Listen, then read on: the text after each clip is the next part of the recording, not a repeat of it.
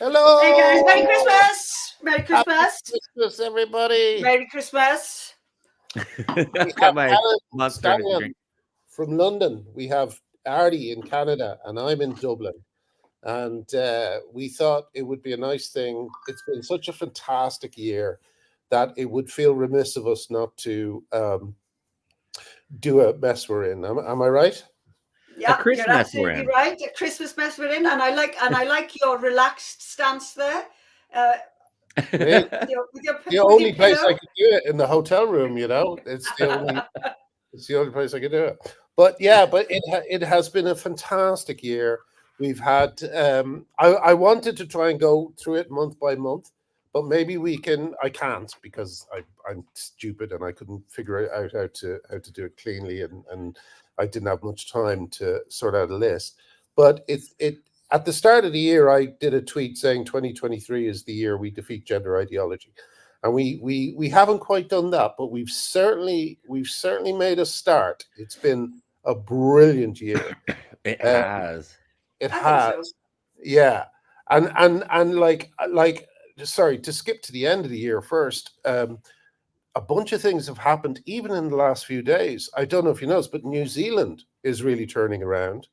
What's going on there? New Zealand has banned men from women's sports, I think, or is making noises around that, uh, uh, uh, they certainly something is happening along those lines. I haven't really had time to investigate it properly, but we've had that. We've had a lot of people suddenly reversing course on children and transitioning, which is really good. And I think the schools guidance that has come out has really made people have to think about what's going on in schools.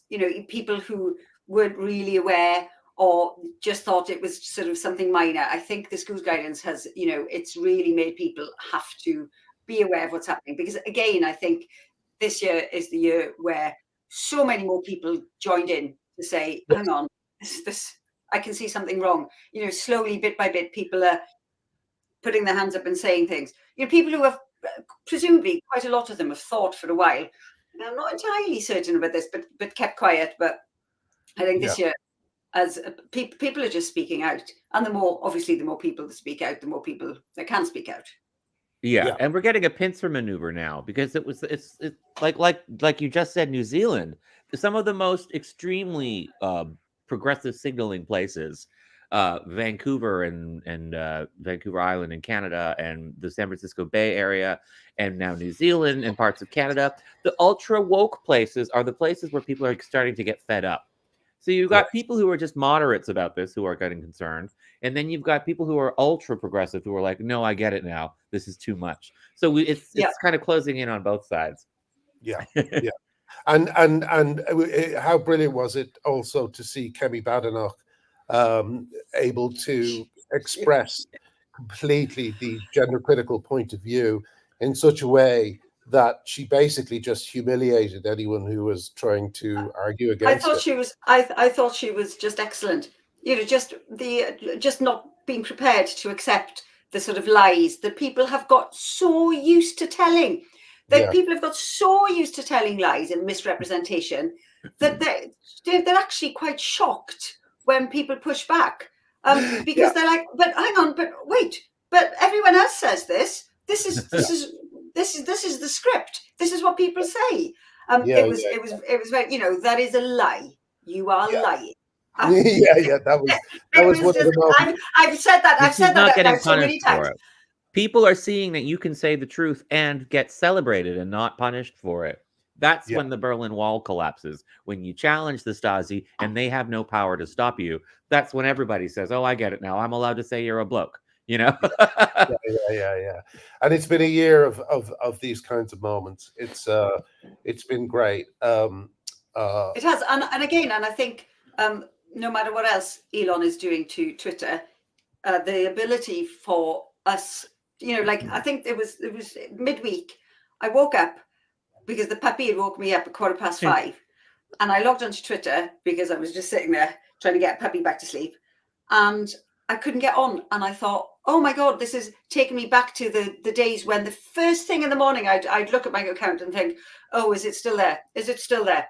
Yeah, exactly. And I'd forgotten that constant sort of almost back of your mind panic thinking, is this the day I'm going to be silenced again? So I think that has helped enormously, just the ability for people to say, no, you're talking about men. No, they are actually men. I think has changed a lot because people are aware that they are men. It's not, oh, hang on, which way around is it? The trans women, they are men. Yeah. The clarity of language makes such a difference. You know, it's that whole pronouns are rohypnol thing. Yeah. Like to constantly be able to tell someone that they're a man, and for all the observers to see that, and that again, no one gets punished for it. It's a reminder that reality is still here. So I mean, Elon Musk has, I think, made some incredibly bad decisions with regard to his custodianship of Twitter. But that one thing was great. And this is the 1-year anniversary of so many people getting their Twitter accounts back. Fred Sargent, of course, and it's been a year where we've been allowed to speak freely. We've been allowed to correctly sex people. A lot of us got our accounts back that we had been banned from. And, you know, that's made all the difference in the world. It's like, I think, had a huge impact. Imagine they banned Fred Sargent, one of the actual people who was at Stonewall, one of the people behind the person behind the first Pride March in New York, and they banned Fred Sargent. You know, amazing. Like, amazing. I can't. There's Dennis in the comments. Hey, Dennis, saying that Boxing Day is going to be your anniversary, Graham. I can't believe it's been only 1 year that you've gotten your Twitter account back. Yes, of course. Because you tweeted like 10 years worth of tweets within a month. So I know.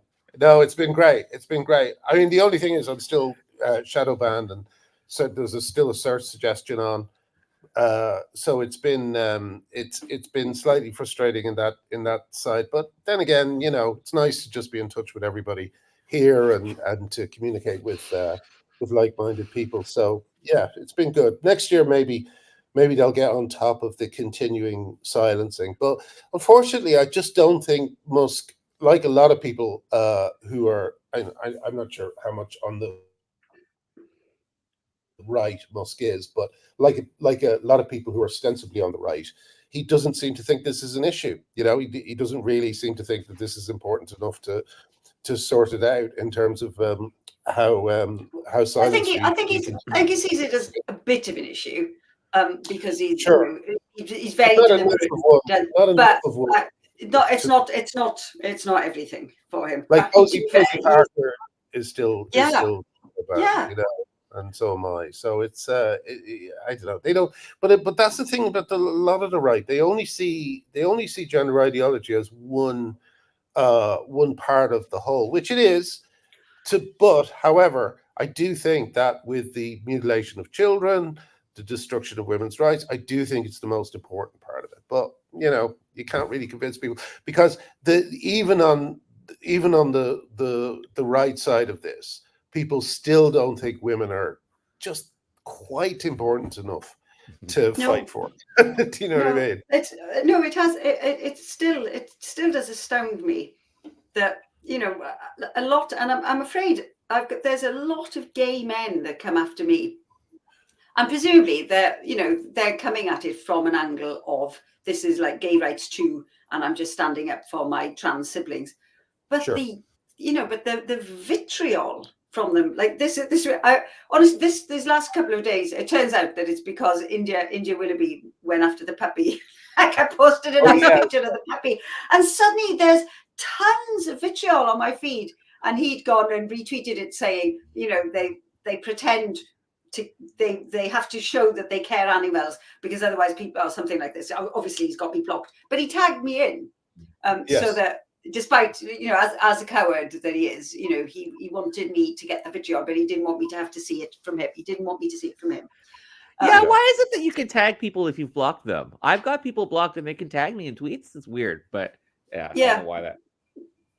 But there was there's a lot of anger, like lots of anger from gay men, like towards me, like really, like using this sort of the misogynistic language, like, you know, you're an old hag and you're barren and so terrible. And all of this, and it is. I mean, obviously, in a way, I mean, they're not, you know, they're not helpful to trans activism at all. That sort of anger and vitriol just really isn't helpful, because the more people see that, the more people think, well, hang on, you know, there's a problem here. Yeah, it's So, not you know, helpful it to isn't. gays either. No, it's not. It's not. No, you're right. It's not. It's just not helpful to anyone, is it? Well, part of the reason we're always trying to figure out why all the different problems with this issue, like the attack on women's rights, attack on freedom of speech, attack on gay rights, attack on children, attack on sports, all these things, why are some of them not getting through to people? And I think the part of the problem is there's been a kind of reversal of what do you call it? Reversal of impetus, reversal of encouragement, or what's the word I'm looking for? But you know, like the trolley experiment, where you like there's a train that's going down the tracks and it's gonna, let's say, it's gonna run over like 5 gay kids and give them surgeries they're gonna regret. It's gonna ruin their bodies irreversibly. But if you pull the lever, those 5 gay kids will be saved, but you will be called a homophobe. So suddenly it's like you have to either do good to gays, you have to look like you're doing bad to gays, and to do bad to gays, you get praised if you're doing good to gays. So people have to put their reputations ahead of their actual actions. There's been a reversal of whatever that word is, motive, reversal of motive there. So people are like, they don't care if 5 gays get, you know, hurt by gender medicine, as long as they don't have to be accused of being homophobic. You know, there's been a flipping of, and to some extent, that's part of the problem with the women aspect too, is that people think they're doing good by women by expanding the definition of woman to include trans women, when in fact they're just undermining women's rights completely. It's a bit of that same kind of, if you don't press the lever and just say trans women are women, a lot of people will praise you as though you're being progressive towards women's rights, when in fact you actually need to reach for that lever and get accused of being a woman for a little bit to actually save women's rights. There's that reversal there, you know. It is the most amazing thing, isn't it? How people much prefer, like, people don't want to look as if they're on the wrong side of history. They'd rather actually be like, on the wrong side of history. Yes, it's so true. Like, that was another thing this year we can talk about, which was Elon Musk's incredible performance at the was it the World Economic Forum or something like that, where he basically said, like, there were 2 clips they showed. The one that went viral was the one where he said, "Go fuck yourselves," to Disney and people like this who've been withdrawing advertising. But the most important thing he said was, I think, was that very clear and brilliant and obvious statement. You know, there's people who say they're doing the right thing, but they're not doing the right thing. They're just saying it. You know, I've always thought this because the internet and what we do on the internet is basically a kind of a performance. You know, you're performing who you are. You don't put everything you do online. Right. Yeah. So basically, these people are just basically saying, "I'm a good person," and it's like, well, no, you're not. You're participating in the mutilation of children. So immediately, you're one of the worst people who's ever lived. You know. And in corporate world, there's all these jobs now where you're actually paid to perform virtue. All these diversity, equity, inclusion things. The entire field of HR is all just performative virtue now for money. You're literally being on the salary, on the payroll, to enforce a performance of what's considered by the masses to be good, regardless of whether it's actually good or not. And it's permeating everywhere. That's like the problem with my apartment that's been under construction for almost a year now, is that it's the whole project was botched and a scam, but everybody looked the other way because they said they were doing it to improve the environment. So it was like people just wanted to be perceived as doing good when they were actually ripping the place apart. And you just see that throughout bureaucracies everywhere. You know, this kind of like, as long as you're seen as doing the right thing, nobody cares if you actually are, which is, of course, was the entire Soviet Union. You're a good communist doing a good cause for the masses, when in fact everybody was reinforcing this horrible corruption. Yeah, that's right. This whole thing is about that. But I am hoping that this new guidance that's come out now. Obviously, my guess is, I think, like everybody, like the Tories aren't going to get back in. You know, it's gonna be Labour. But nevertheless, the fact that this guidance has come out now, I think it's great. It really does. I mean, I don't think it goes quite far enough, but it is. You know, it's not in that it's just guidance. Sure. But then again, I think it's based on the law. Do you know what I mean? She's actually saying this is what the law says. you know, and that's a little bit more than guidance. That's like her saying, you got to follow the fucking law. You know? But I do think that this has got to make people think, because that's a lot of information that's coming out that people are talking about. I'm so pleased with everyone who has worked so hard to to force them to actually finally put some guidance out there. Well, let's give possibly the heroes of the year. I think are the Scottish women who stood up against what was happening in Scotland, who kicked up such a storm about it. They never stopped. Have been brilliant. Never stop fighting. Never. But there's so many women, and so many men. But there's been so many things that people have just not stopped, and so many behind the scenes. As part of the Women's Rights Network, there's so many things going on. Women rallying together, going into schools to talk. Anytime there's any sort of anything going on where you need to respond to guidance, everyone is all over it. They're sharing information, and they're just doing, like, quietly getting on with things. It's just been the most marvelous thing that so many people are now coming together to do things. It'll be really interesting to see. Are we at the top? Are things going to change significantly next year? Because this year it's really become part of public consciousness, really, in a way that it wasn't before. I mean, it was getting there last year, but this year I think has been, everyone knows what's going on. Everyone understands that there's an issue. There's still a lot of people who are enthralled to the propaganda of, it's a horrible. But slowly, I think the message is definitely getting out there that there is a massive issue here, a massive societal issue. Like, really, well, I think everyone now knows. I think everyone now knows that trans does not refer to transsexual. Trans refers to anyone who calls themselves trans. As you said, Helen, a self-selecting group of men who basically realize that they have access to women's sports, spaces, prizes, if they just call themselves women, But here's another thing that happened this year, that two things, or the same thing twice, which was the hilarious Eddie Isard not being selected in Sheffield and then Brighton. Yes. How wonderful was that? It was the best thing, and he's so arrogant that when he lost, he made a complaint about transphobia. It's like, Eddie, you're not trans. You're not trans. Trans means transsexual. You are a cross-dresser. You're a cross. Frustrating. Yes. I used to like Eddie Izzard so much, and now I'm so angry at him. It's really frustrating. Like, what a sad loss. He seemed like such a fun guy in the late '90s. When you hear an album or see a film that's so bad, it makes you actually reassess the previous work, and you kind of, maybe I should look at that and make sure it was as good as I thought it was. Well, that's how I feel about Eddie.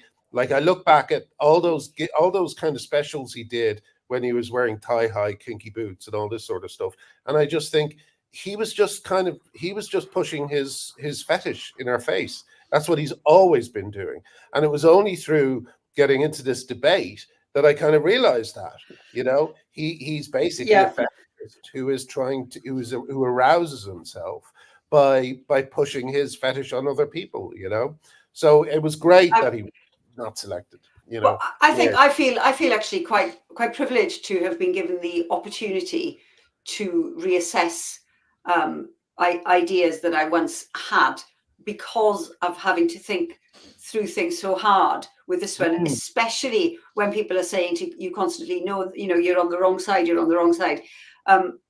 having to have reassessed things, having to have thought this one through has, I think, like you, Graham, you look back at other arguments you may have made in the past and thought, actually, maybe it wasn't right there. Maybe, maybe that wasn't quite how I thought. And I'd only sort of looked at its surface level, and I was just prepared to go along with the sort of masses without really looking into it so much. I feel very pleased that I've been given the gift of critical thinking. The gift of thought. One of these the way that I like to imagine it is that, you know, if we're talking about evaluating our own sides on things, let's just talk about the left-right divide. People on one side are looking out at the other side on the front lines, and then the other side are on their front line looking at you, but we can't see what's behind us. So we're looking at, say, the right, and we're so mad at all these things that are crazy on the right, like Donald Trump trying to take over the country and crazy shit. But the people on the right don't see that because they're looking forward at us and they're looking at what's behind us. And what's behind us is like children being mutilated, unhinged policies in academia, us, like saying, like, if I'm on the left. So everybody's criticizing the other side, but they're not turning around and looking back at what they're actually defending on their own side. And that often happens is that people they don't evaluate their own side. They don't evaluate their own views because they're not turning around and looking at what they're actually standing for. They're looking at the enemy and they're looking at their critics and their opposition. So much of this I've seen everywhere is that people are much more focused on disliking other people's views and criticizing other people's positions than they are at evaluating their own. And I think that's so toxic. We all have to look at our own positions and constantly correct and evaluate them. We have to be listening to our critics who are facing us because they can see what's behind us, what we're defending. We've got it behind us. That's right. Yeah. You know, I don't know if either of you have read The Coddling of the American Mind by Jonathan Haidt. I haven't. I've got it on my Christmas list, actually. It's well worth reading. I love that guy. Yeah, he's brilliant. And there's a brilliant, I think it's chapter 7. I've never really forgotten because chapter 7 might be chapter 9, but it's basically about the rise in depression after amongst teenage girls after the invention of the iPhone. It went whoosh, as soon 2007, 2 years later, girls are reporting depression and anxiety and all this sort of thing, But the other things that are pointed out in the book are things like the catastrophizing language that started to be used, the framing of political opponents as evil, And the thing is, I fell for all of that except trans ideology. I fell for all of it. I thought I was influenced by the catastrophizing language, the demonization of opponents, and so on. And as you say, Helen, it's been an honor to be able to break out of that. Luckily, the trans ideology was so insane that it passed everything else under a very fresh light. That made me realize, oh wow, I'm being lied to across the board. You know what I mean? Yeah, we all need to look around. No, you're right, and it is so insane. It struck me after I think these last few days where people have been so angry, like fury, like the fury, like on my feed, and of course, the anger is because of the the unequalness of the belief system. Like, I don't care if somebody believes that a man is a woman. If it's just a belief, like, obviously, that, if that belief manifests in now they want things extended from that, but that pure belief, I don't care. But the other side does care that I don't believe that a man is a woman. And that impotent fury just comes out. It can't be rational because there is nothing that they can say to convince me. It's just, it is just utter, like, impotent fury. Like, it's like, it is like a child having a tantrum saying, no, it is this. Well, yeah, and it's partly because it affects their bottom line, A lot of people are making money out of it. Sorry, Helen, I didn't want to cut across you. No, it's fine. It's just, it occurred to me that this was like a massive fundamental issue with the advocacy, and that is why there's such an unequal amount of anger. I mean, obviously, the other problem is that it's led by narcissistic personalities, and again, you say no to a narcissist, and that narcissistic rage comes out. Whereas on this side, it is just a bunch of people who have thought it through, who have just calmly and rationally sort of thought through the implications of saying that men can be women and that girls can be boys. To your point on the coddling of the American mind, it's very clear that there is rapid onset gender dysphoria amongst teenage girls. This is absolutely clear. And you look at previous social contagions, it kind of follows the same pattern. The more people hear about it, the more they do, like the cutting and then like that hysteria one. And to have people just say, no, that's been debunked. No, that's not a thing. It doesn't happen. It's just astounding. All it is this anger. No, it's not. Yeah. It isn't a thing. It isn't a thing. But I think that's it's unsustainable. I think it's that's unsustainable, and they're going to have to reckon with it. The reckoning is going to be crazy. I don't know how it's going to work. I mean, we just look at Sun Tzu's Golden Bridge, but that's not really all that useful in this case because we need more. We're going to need to build like a whole new roadmap for how to fix this in the aftermath. And the aftermath is coming. Like in the US, they just announced that like all the malpractice insurers, remember our healthcare is all private, so it's got to be insured. The insurers have just withdrawn from all pediatric doctors because they're like, we can't cover this. This is all going to be malpractice. They're like, you can't get half the states have already stopped pediatric medicalization of children, but the other half, the doctors can't do it anyways because the insurers are like, we're not going to back this. You're definitely going to get sued for malpractice, and we're just not going to pay for it. In a way, it's already over. In a way, it's already over. It's like, unfortunately, I heard today there was a teacher who was fired for misgendering a pupil. So there's still going to be traces of it. There's still going to be people. Well, I'm assuming he's going to sue like fuck. I hope so. Yeah. It may be ironic that the U.S. catches up so much faster just because of all the money. Capitalism ends up fixing it. But the thing is, like, to what you were saying earlier about the level of pushback that we get,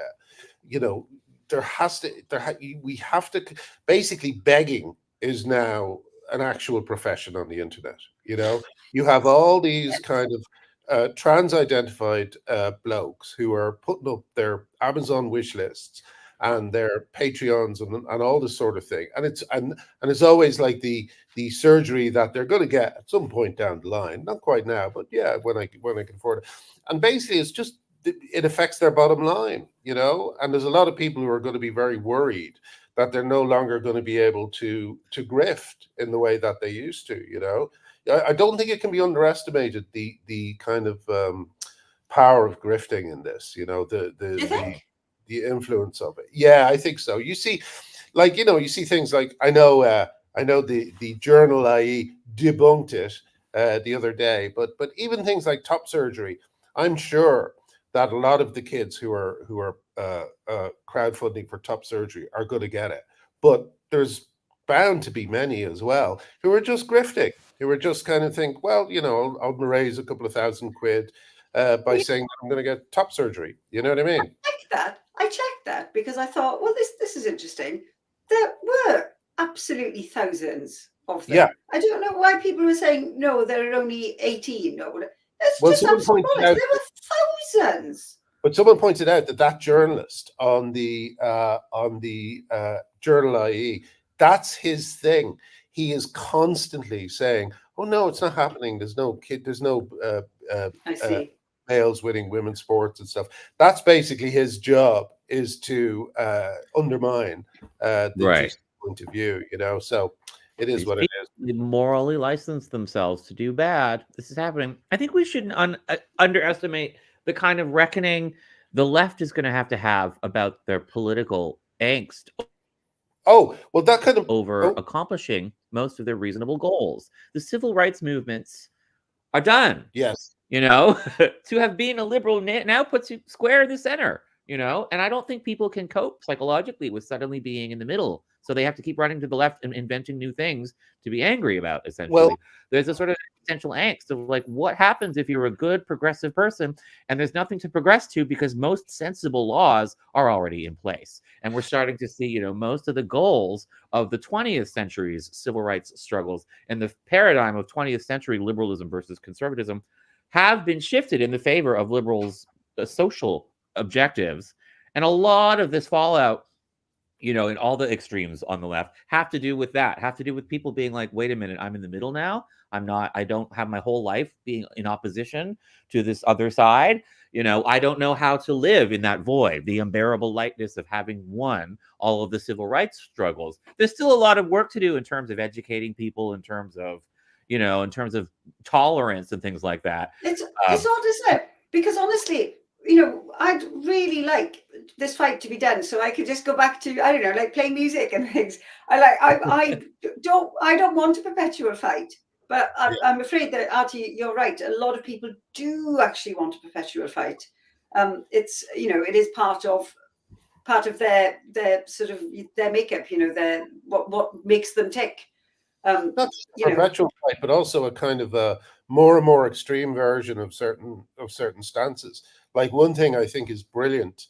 Sorry, brilliant is a weird word to use for it, because it was so horrific. But like, what has been useful, let's say, is the left exposing itself over October 7.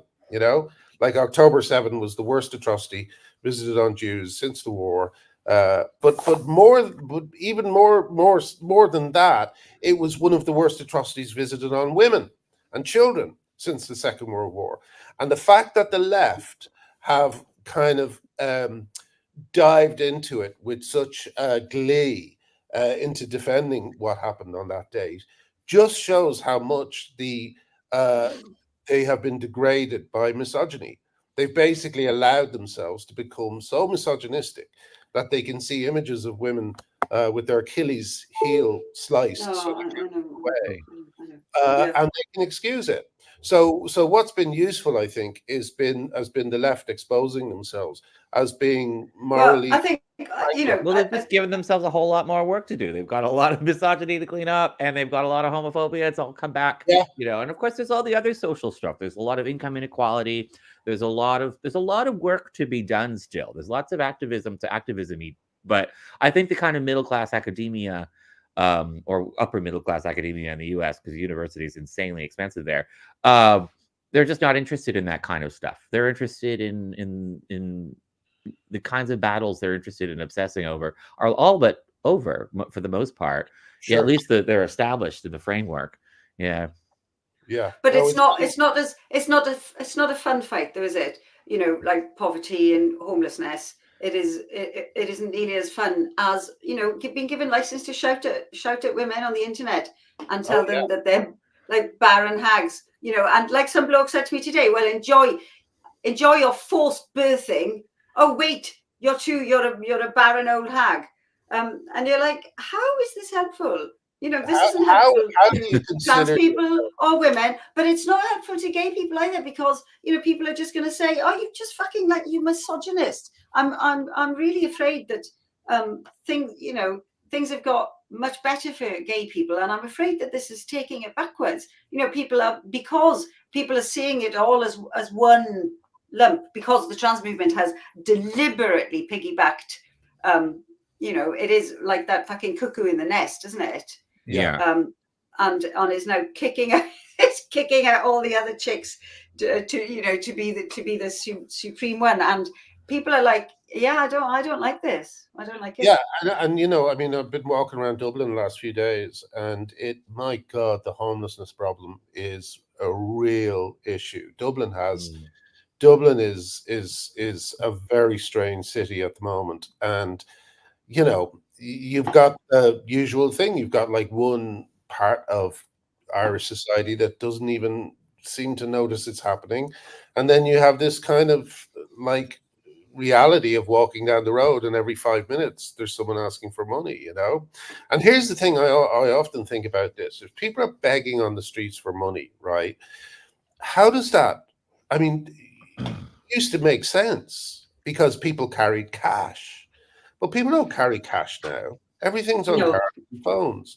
So these are really desperate people, and it's not being, as far as I could see, it's not being addressed. It's certainly not being addressed by the left, who'd rather wrap themselves in the trans flag than address what actual working and poor people are going through. You know, it's a disgraceful abdication of responsibility. And of course, it's Silicon Valley's fault too.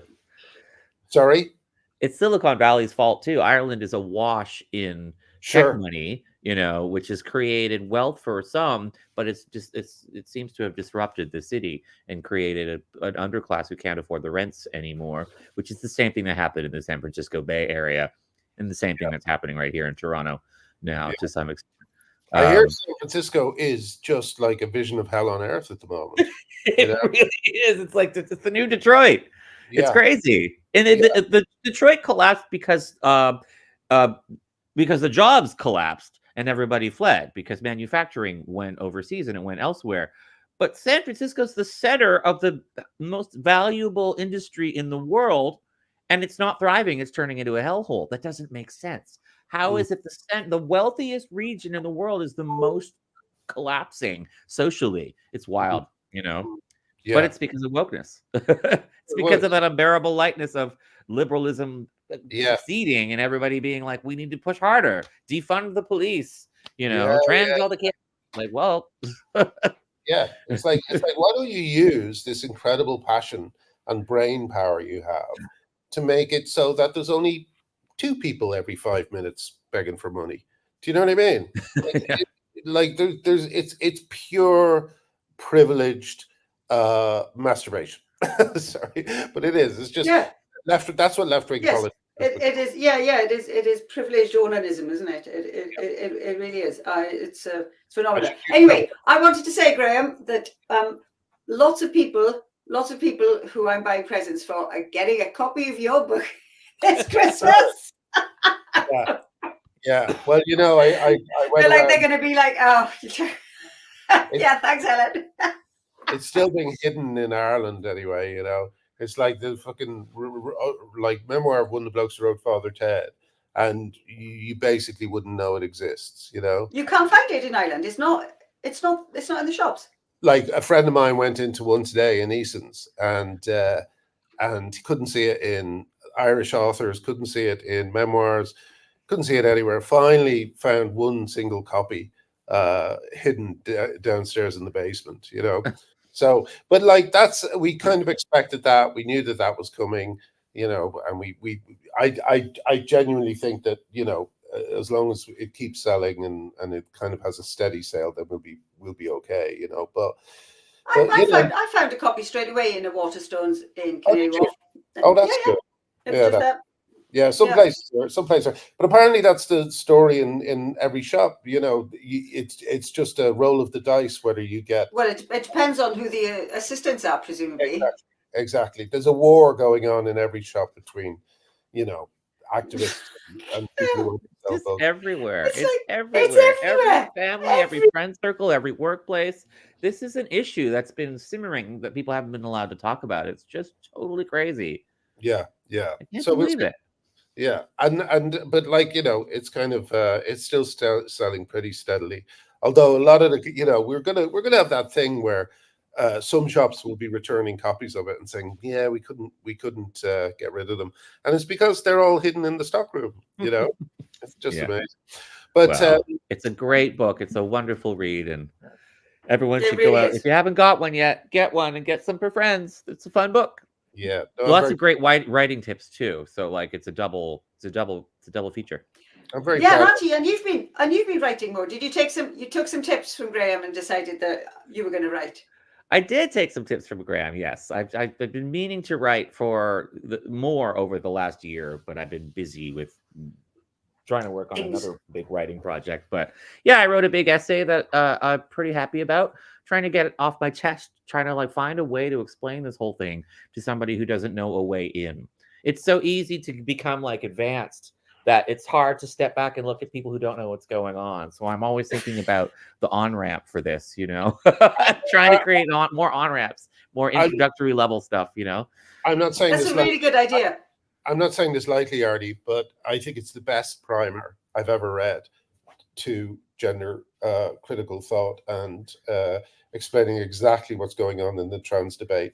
I think anyone who wants, who has a friend who really does say, look, I don't really know what's going on, please explain it to me, send them Artie's piece, The War on Biological Sex. It's absolutely brilliant, That's what it's called. Maybe I Well, got the war to annihilate sex. I worked The war really to hard on annihilate. thinking about. I was thinking about Jonathan Haidt a lot and the sort of persuasion, using every tool that I could think of to persuade an imagined reader who is scared that they will be perceived as homophobic or somehow bigoted if they learn too much about this. So I was just constantly trying to hammer home in the piece that it's okay to be critical of this and still be supportive of trans people. It's okay to be critical of this. I am gay, I'm not, like, all of these sort of signals to That's sort of really ease good. people It's into this important. complicated subject, to just make it as honest and open as possible, but to just constantly signal throughout the piece that you're not being evil by reading this, this country, this samizdat. So hopefully it'll that's convince more really good. people. Such a good idea. And I think you're right. It is quite easy to get so advanced that people are like, oh, I don't know what you're on about now. I don't really understand. That's why, and a lot of people do say, oh, I don't really understand the issue. And what they mean is that I don't really want to touch it with a barge pole because I know it's really controversial. And Stella O'Malley once said a very true thing. She said, you get a touch of the splutters when you're trying to talk to people about it, because there are so many scandals. They just kind of form a traffic jam in your head, and you either splurt them out too much, or you forget some of them. This is like Artie's piece is a forensic. This is what is going on from the base, women's rights, gay rights, children's safety, safeguarding in general. It's just brilliant. So I highly recommend. We'll put a link to it in the comments below, because it's well worth reading. So listen, we've only got like a couple of minutes left. I've had some asks in the comments. I'm just getting the puppy. Give me a sec. The puppy is coming. Hey, this puppy. I love the puppy. So he's probably gonna be so much bigger now. Oh my Yeah. goodness. It's too frustrating though, because you want to reach into the street. That's my TikTok now is just all puppies. I've obviously looked. Puppies. What is it? Puppies, and at the moment the other big thing is line dancing. I absolutely love line dancing, and I watched one video, and it's just showing me line dancing all the time now. But it's so I'm falling for it too. I want to go square dancing. I want to get me a big cowboy hat and go to the line dancing. It's so great. I love the Gavin and Stacey line dancing episode. If you like line dancing, you gotta watch that one. It's so sweet. I just love it. It's such a wonderful kind of thing of people cooperating, and I love it. I love it. But and yeah, I wanted to. Yep. Yeah, I was just wondering, has anyone seen the film Saltburn? I'm gonna watch it tonight. It's gonna be my Christmas movie. Is it any good? It's really interesting. It has a turn towards the end that I wish had been worked on a little bit more, had been kind of set up a bit better. But it's fascinating. It's beautifully shot. It's brilliantly acted. Look at him. He's so Puppy! Twice the size. Sure. She's huge. She's huge now, aren't you? You're such a big girl now. Such a big girl. I have to come over before she grows up any bigger. Totally. Come for New Year's Eve. Yeah, no, I will definitely.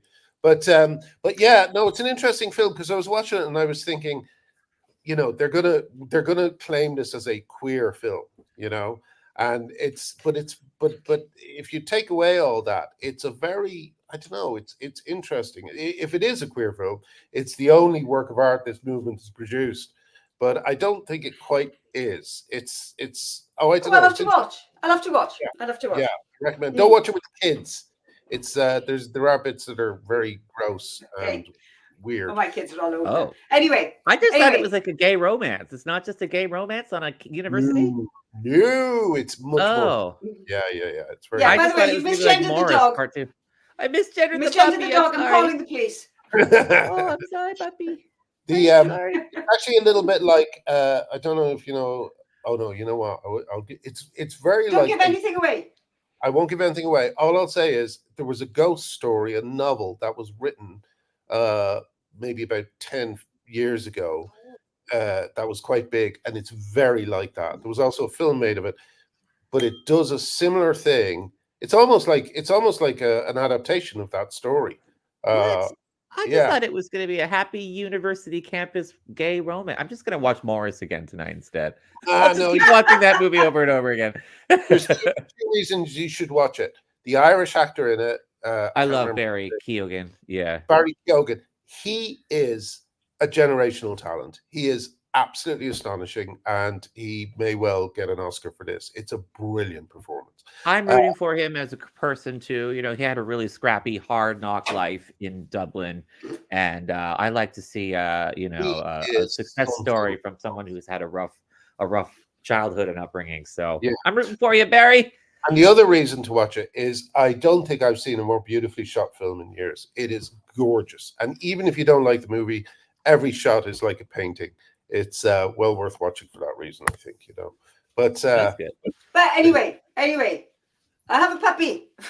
Puppy! So we've got a good year to look forward to, 2024. I mean, there's going to be a lot of political shifts. You are going to see a Labour government, almost certainly. Canada is almost certainly going to see a Conservative government. The United States, I'm not going to go there, but who knows what's going to happen over there? But there'll be some shifts on the political side of things. We're going to see more and more controversies, more and more lawsuits, more and more. Oh, and then in Europe, there are more countries shifting. I think Germany has just decided to take some steps, rolling back some of their medicalization of youth. Yep. There's a lot of good things going on. I think Norway has as well, hasn't it? Norway recently. Yeah. Figure out what's going on with Norway, because they've got their weird extreme laws on the one hand that seem to be punishing women for correctly sexing people, but then they also seem to be getting rational on the medical part. Really, so on the medicalization of kids, definitely. Yeah. I mean, yeah. honestly, they had to. It was unsustainable. It is unsustainable to continue with the whole sort of puberty blockers, because at first I guess they could get away with saying, oh well, there's no evidence. However, now they've amassed evidence. Of course, if they've bothered to take notes and keep everyone's medical records. But there is, it's obviously a terrible idea, obviously, to block puberty. But unfortunately, all the kids that have gone through it already provide the evidence as to why we shouldn't be doing it. Yeah. So, horrible scandal. Yes, totally. Well, anyway, did you see? Sorry, just to stay on this for a second. Did you see that women on testosterone are 4 to 5 times more likely to have a heart attack than regular women? I did, and that's huge. And that's not the most shocking part. They're also twice as likely as men to have a heart attack. So it's not like they have the same. Actually, Lanzik pointed this out. They don't have the same kind of risk as men. They have twice the risk as men. Yeah. And as we all know, no one is telling these children. No one is telling them that this is going to happen. It's all a big surprise. That's unforgivable. Like really, these activists are unforgivable.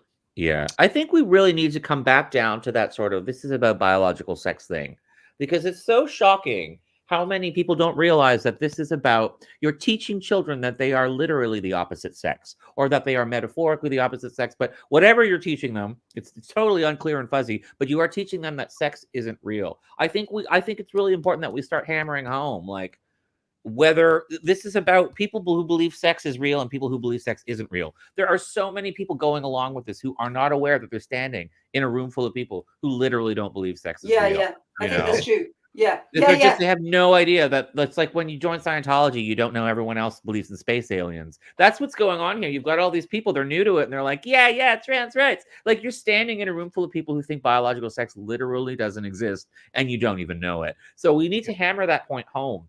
And I think journalists, even journalists who are trying to be even-handed, need to do a better job of that. Like, I think back to a few years ago, Jesse Singal's big piece in The Atlantic about pediatric trans, where he tried to take his usual middle-of-the-road way.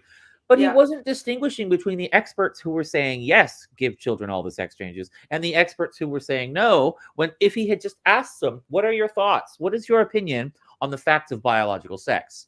he would have been Yeah. able to distinguish that there are people who are literally anti-science sex denialists who are encouraging sex changes, and all of the people who literally believe that biological sex does not change are discouraging this from children. And it's also a problem with adult transitioners. There's a lot of talk about informed consent among adults. That sort of, we tend to almost forget to talk about that because we're focused on children so much.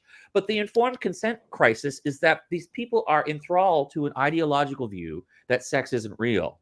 Yeah. The whether or not you get a they- sex change or not has to do with whether you have fallen victim to the belief that you can literally change your sex, or whether you're having a rational, calculated decision to make these to alleviate your own personal mental health. Like there are many people who like they regret it, even though they were adults when they got it, because they believed they believed something that wasn't true. But also they too are subject to the exact same lies that these kids are subjected to. Yeah, exactly. This idea that you hit 18 and then you suddenly become capable of sifting your way through all the details on this. It's not true, because the details are being hidden. Details are being hidden from children and adults. Yeah, you have to want to know. You have to want to know. Yes, yes, exactly. You have to properly look at, and even if you do research it, there's tons of studies on the internet that are just lying about it, because as the so-called squared hoax proved, the American academia is just hopelessly corrupt and full of nonsense. Yeah, I swear to God, we need that litmus test for everybody in academia. What like, ask them the question. It's like my Stanley question, my Artie question is, biological sex is it's established at conception, it doesn't change, and the observation is accurate except in documented cases of genetic abnormalities. Do you believe that's true or not? If they say no, well, that's it. You're done. You've lost all credibility. You can't work in science. You can't be an astrologer and get a job at an astronomy lab. You can't be. It's just like you can't work in any kind of medicine if you don't believe in the fundamental facts of biology. It's so insane. Yeah. Well, sorry, Helen, I know you need to get off, but I'll just say the last thing. Like Israel, what happened with Israel? Another very useful thing that's happened towards the end of the year is the Congress hearings with the heads of American places like Harvard. I think it was Harvard, Princeton, Yale, where they completely revealed themselves as being, utterly hypocritical when it comes to free speech on campus. And then it was discovered that Claudine Gay, the head of Harvard, has been plagiarizing for most of her career. And so I think that we might be in for a turn there as well. We might be in for a cleanup of American academia. And I believe that would be good. It would, because I believe it all trickles down from there. Yeah, of course it does. Yeah. Anyway, look, I think that was a good 50 minutes. Yes, and I do have to go, but look, she's she's having little snuggie naps. She's so cute.